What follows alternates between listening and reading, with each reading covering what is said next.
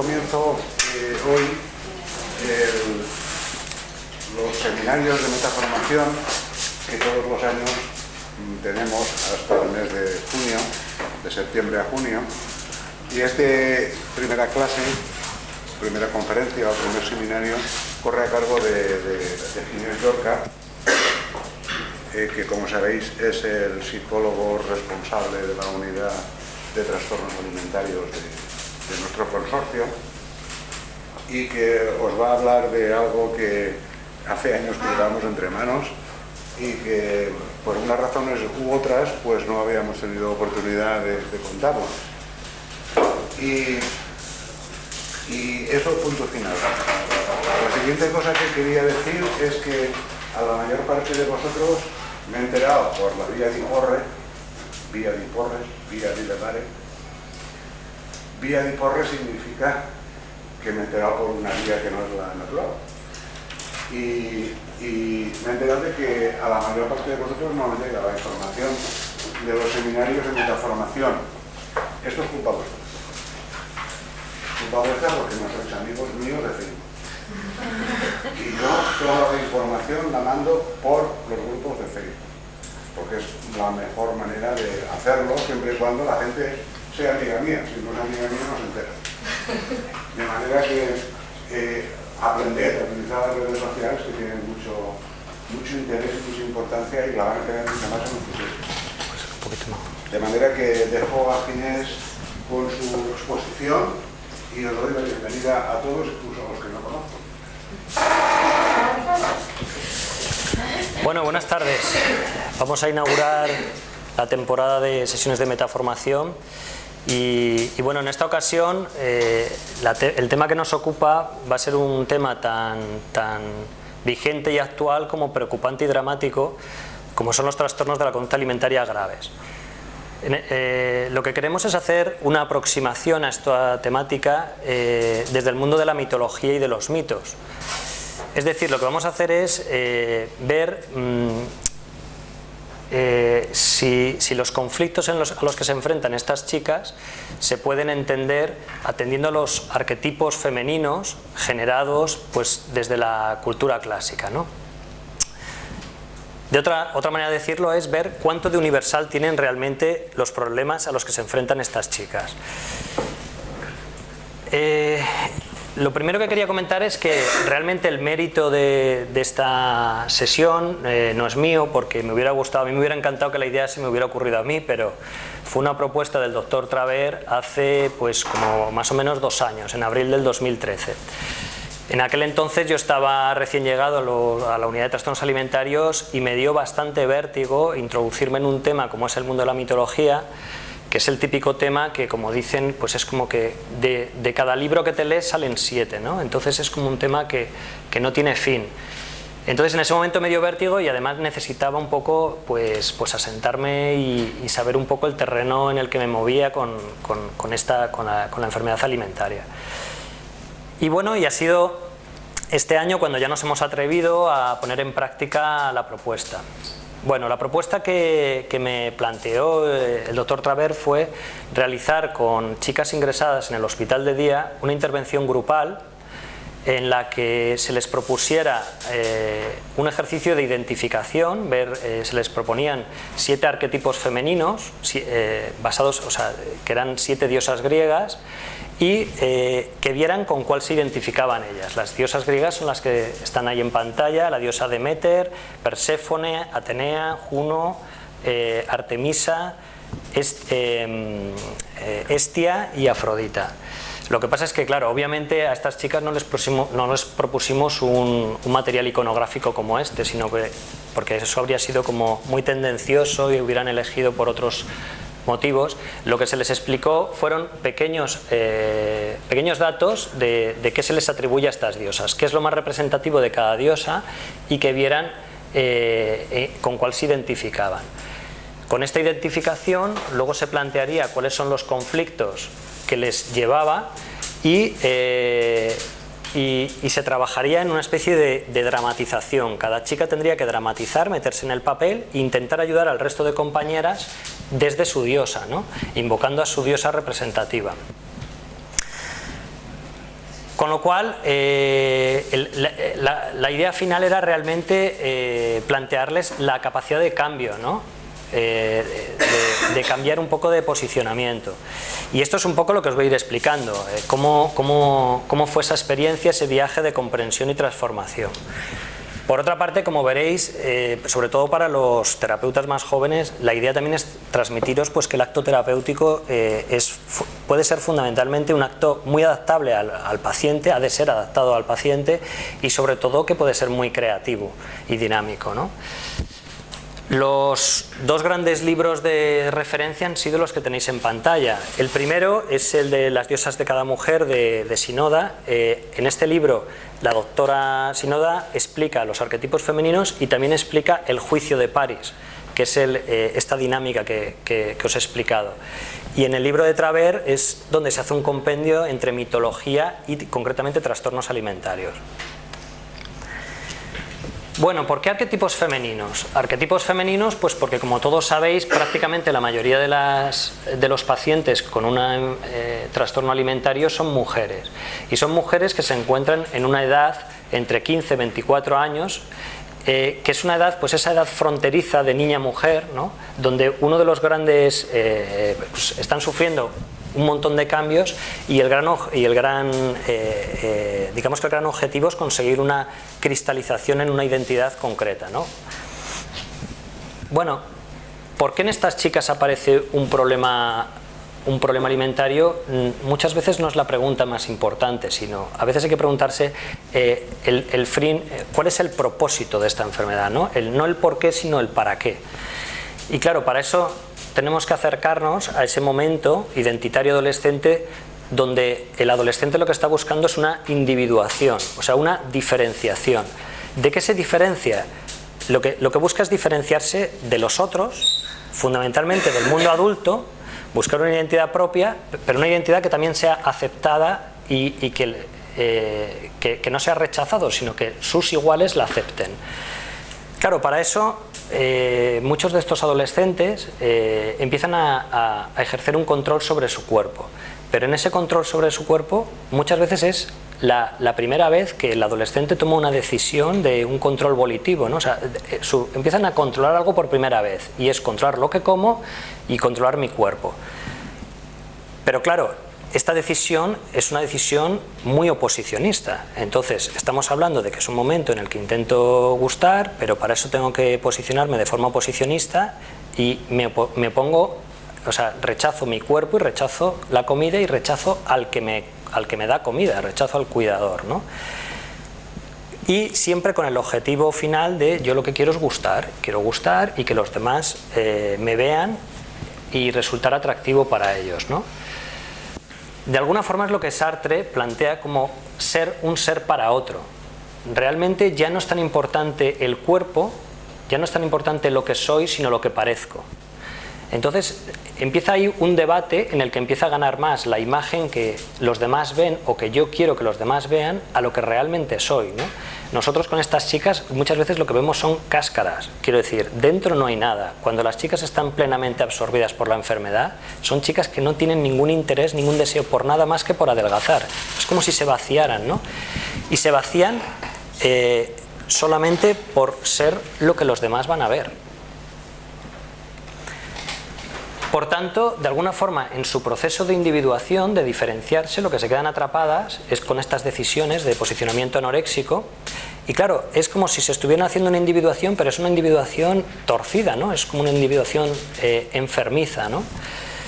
En la que realmente pierden lo que estábamos planteando, dejan de desear otras cosas que no sean el deseo de adelgazar. Entonces se quedan presas de realmente tener independencia para decidir y sus primeras decisiones son en esa línea que les atrapan y les dejan ahí enganchadas, ¿no? Si todos recordáis, Erikson lo que planteaba es que la adolescencia es una etapa, pero es una etapa que solo se solventa tras una crisis. Entonces, claro, esto es una crisis. Realmente entrar en una enfermedad de estas forma parte de toda una crisis, no hay más crisis que esto. Lo que pasa es que, claro, se podría entender que es como llegar al mismo punto, es un camino en el que yo lo que he hecho ha sido tomar un camino pero muy difícil, ¿no? he elegido pasar esta adolescencia o me he quedado atrapada por un camino muy complicado, muy complejo. Con lo que os estaba planteando, la cuestión es que estas chicas lo que empiezan a ser es protagonistas. Realmente en sus vidas, cuando nos hacemos mayores, hay un momento en que empezamos a ser realmente protagonistas, porque empezamos a poder decidir y tomar decisiones, y estas chicas es un momento en el que su historia empieza a tomar unos derroteros dependiendo de lo que decidan, ¿no? Con lo cual es como si fueran pues ya los protagonistas, las héroes de sus aventuras, pero claro, esa aventura va a ser una aventura trágica, ¿no?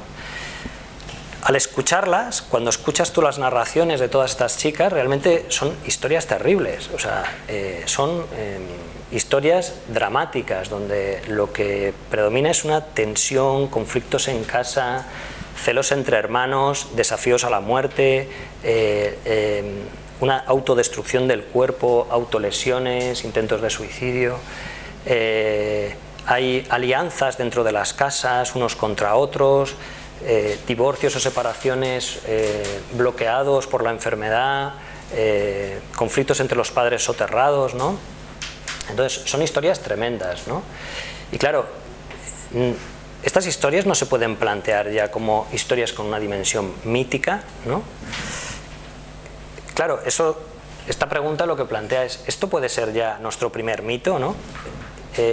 Y es un poco, un poco lo que plantea Huston, ¿no? Es, realmente un mito no es algo que nunca ha existido, pero está siempre sucediendo, ¿no? Realmente son historias que no son verdad, pero que están constantemente ahí, ¿no? Estas chicas no son protagonistas de epopeyas míticas, ¿no?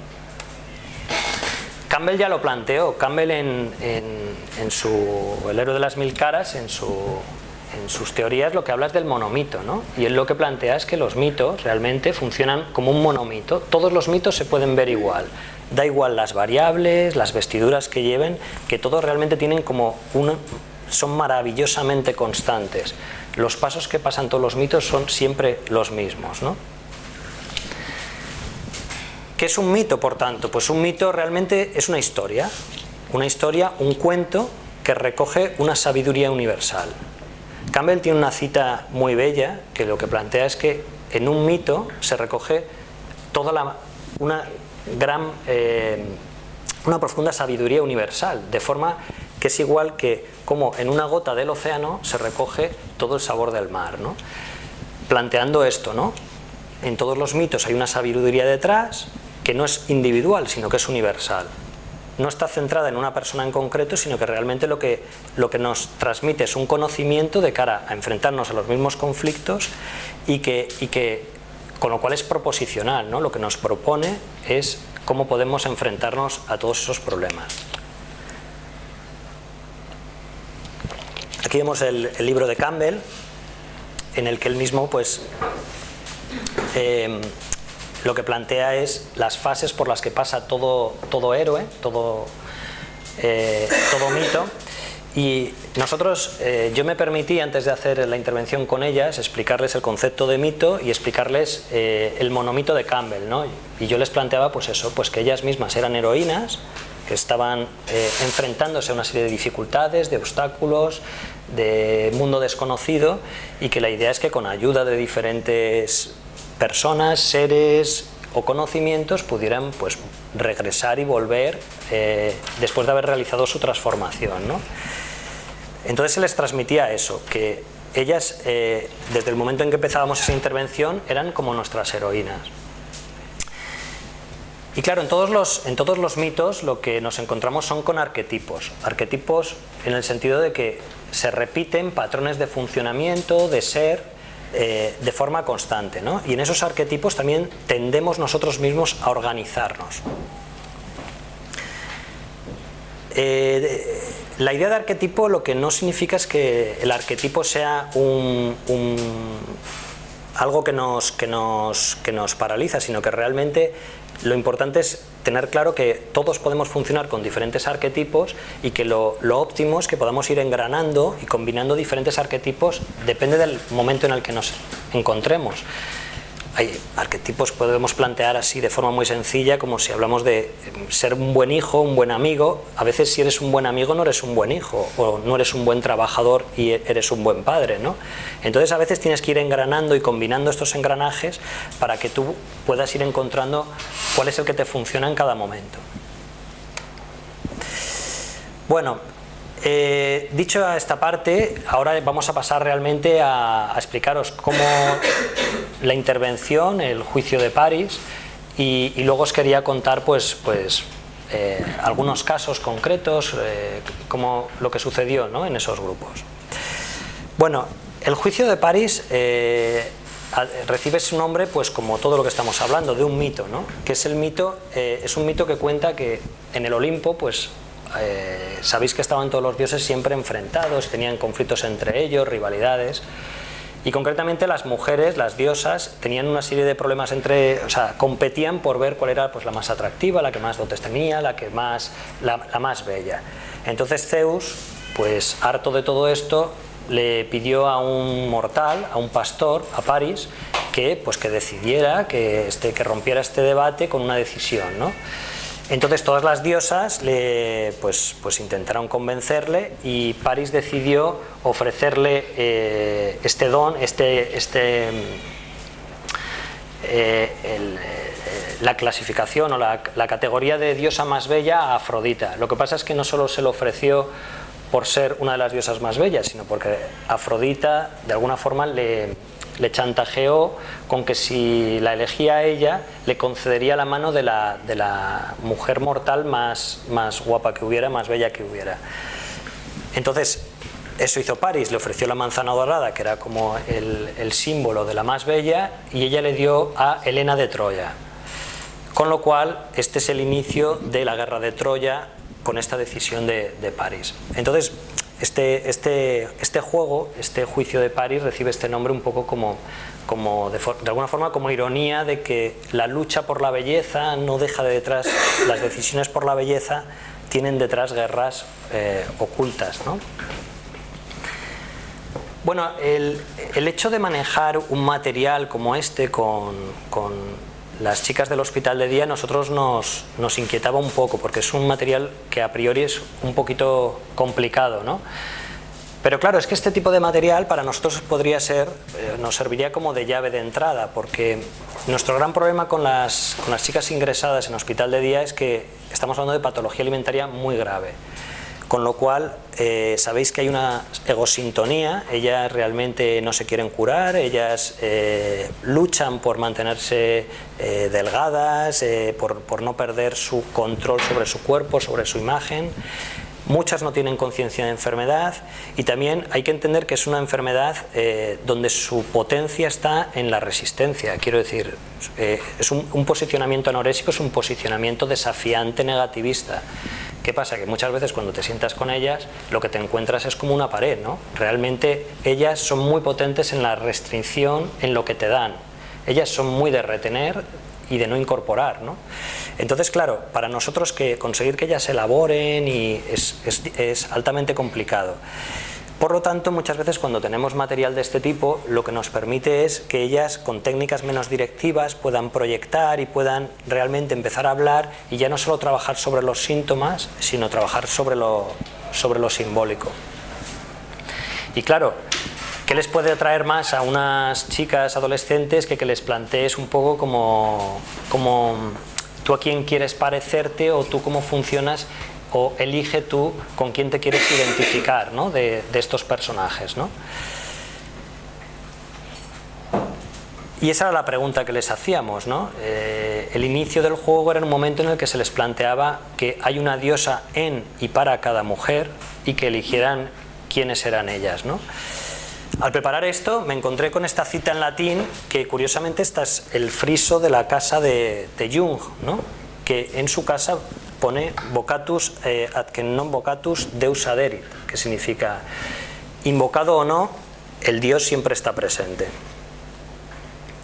Pues bueno, eso les planteábamos, ¿no? Que eran nuestras héroes, nuestras heroínas, y que eligieran a qué diosa querían invocar, ¿no? Bueno, os voy a hablar un momento de los 7 arquetipos. Esto es una información que ellas a priori no tienen, pero que yo os lo voy a comentar para que podamos entender mejor sus elecciones. A ellas se les plantea que elijan entre 7 arquetipos femeninos, pero estos 7 arquetipos están clasificados en 3 tipos. 3 de ellas son las diosas vírgenes, que son las que están en pantalla: Hestia, Atenea y Artemisa. ¿Por qué se las considera diosas vírgenes? No porque no hayan conocido varón, sino realmente porque no son accesibles al varón. Quiero decir, ellas no son, ellas son impermeables, no se las puede perturbar con otras relaciones. De alguna forma son diosas que tienen un objetivo, una forma de funcionar clara, y entonces lo que pasa a su alrededor no las afecta tanto, ¿no? Con respecto a las relaciones interpersonales. Por ejemplo, Hestia es la diosa del hogar y la diosa de la soledad. Ella lo que busca es la soledad y la tranquilidad. Atenea es la diosa del conocimiento, del porqué, es estratega, es lógica. Y Artemisa es la diosa de la independencia. Ella es independiente, busca la competitividad, el reto personal y no le interesa tanto, a ninguna de ellas le interesa especialmente las relaciones personales o las relaciones con hombres. Luego estarían las diosas vulnerables, que son estas 3. Y estas sí que corresponderían como a los arquetipos más tradicionales dentro de la mujer. La esposa, la madre y la hija. Hera es la diosa del matrimonio, de la estabilidad dentro de la pareja. Se debe a su pareja y a conseguir una estabilidad con él. Deméter es la diosa de la maternidad, con lo cual se centra en cuidar y dar a los demás. Y Perséfone es una diosa que lo que busca es agradar a otros. Claro, ¿qué pasa? Que todas estas diosas, al estar muy orientadas hacia los demás, también se vuelven muy vulnerables, ¿no? Realmente pueden ser dañadas fácilmente. Incluso en sus historias personales como diosas, todas han sido diosas raptadas, violadas, mancilladas. Vale. Y luego estarían las diosas alquímicas, que simplemente estaría Afrodita. Afrodita es un poco como que va por libre. ¿Por qué? Pues porque es una diosa como que funciona muy con su propio instinto de placer, y es la diosa de la sexualidad, de la sensualidad, del amor, y ella misma pues tiene muchas relaciones, no se llega a casar con nadie en el sentido metafórico, tiene múltiples parejas, múltiples hijos, y funciona un poco más, de alguna forma más impulsiva, ¿no? Más buscando satisfacer su deseo de placer, ¿no? Se considera alquímica porque es una diosa de la transformación y que incluso es una diosa de conseguir dar valor a cosas que no lo tienen, ¿no? Afrodita también es conocida como Venus. Esto es un destrozo de Versace, pero que a las chicas, obviamente a las chicas les encantaría. Y bueno, y aquí estaría el material. Hay muchísima iconografía, han sido representadas de múltiples facetas con mucho simbolismo, pero a ellas nunca les hemos enseñado a las diosas, sino simplemente les hemos enseñado lo que representan o por lo que se mueven.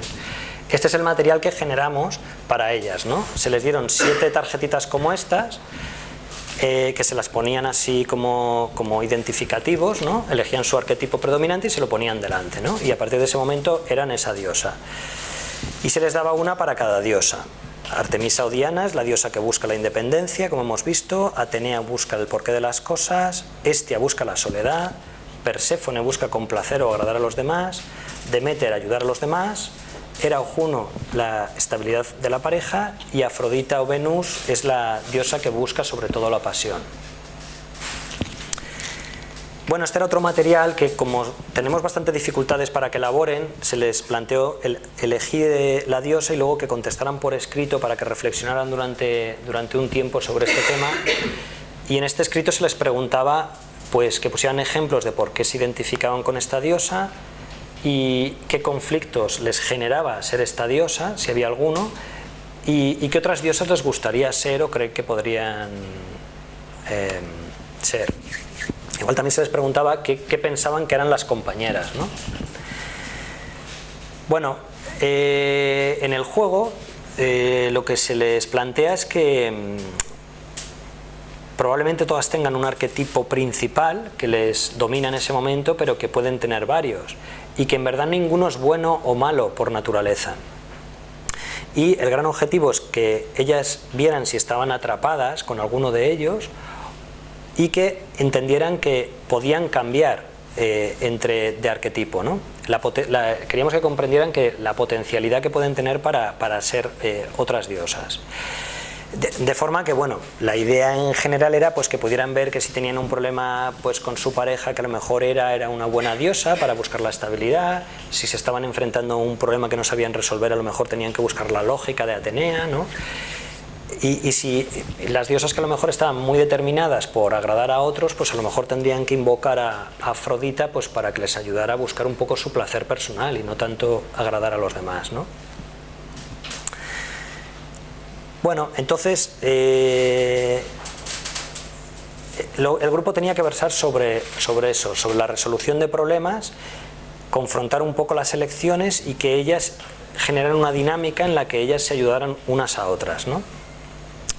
Y luego en el segundo día del grupo sí que se habló de qué relación podía tener con el problema alimentario, ¿no? Pero en verdad no era un objetivo del grupo en concreto, ¿no? Digo el segundo día porque esta intervención se dividió en 2 días, 2 días de una sesión cada día de hora y media, y es una experiencia que hemos querido repetir. Entonces se realizó una intervención en enero y otra intervención en julio. En total han participado 15 pacientes y bueno, yo he tenido la suerte de contar con la ayuda de 5 residentes diferentes, entre Pires, Eires y Mires, y una alumna del máster de psicología.